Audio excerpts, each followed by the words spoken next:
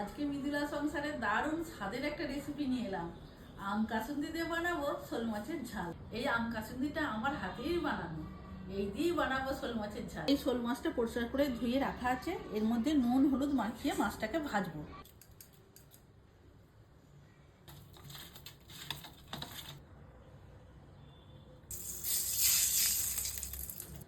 তেল গরম হয়ে গেছে, শোল মাছটা দিয়ে দেবো।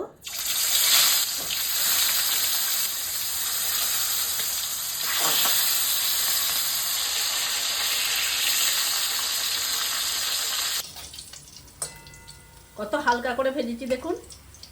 বাকি মাছগুলো এই তেলেতেই ভেজে নেব। এখানে 600 গ্রাম শোল মাছ আছে, আমি 6 চামচ কাসুন্দি এই বাটির মধ্যে দেব। এর মধ্যে অল্প করে জল দেব। পেঁয়াজকে বেটে নিয়েছিলাম, দিয়ে দেব।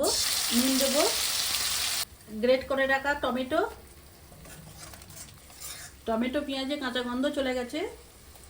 হলুদের গুঁড়ো, কাশ্মীরি গুঁড়ো লঙ্কা, এরপর আম কাসুন্দি, অল্প করে জল।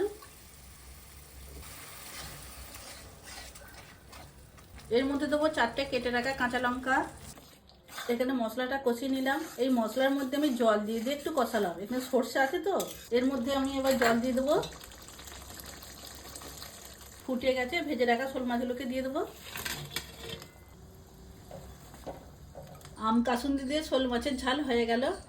ওপর থেকে দেবো কেটে রাখা ধনেপাতা। এতে আর কিচ্ছু লাগে না। যদি আম কাসুন্দি থাকে, এই রকম রেসিপি একবার বানিয়ে খাবেন। আজকে আমি শোল মাছ দিয়ে বানিয়েছি, আপনারা পোনা মাছ দিয়েও বানিয়ে দেখতে পারেন।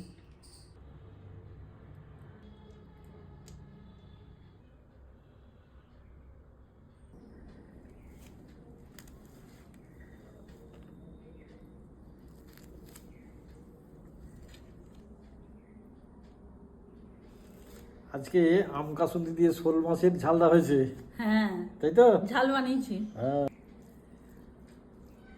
দেখি খেয়ে।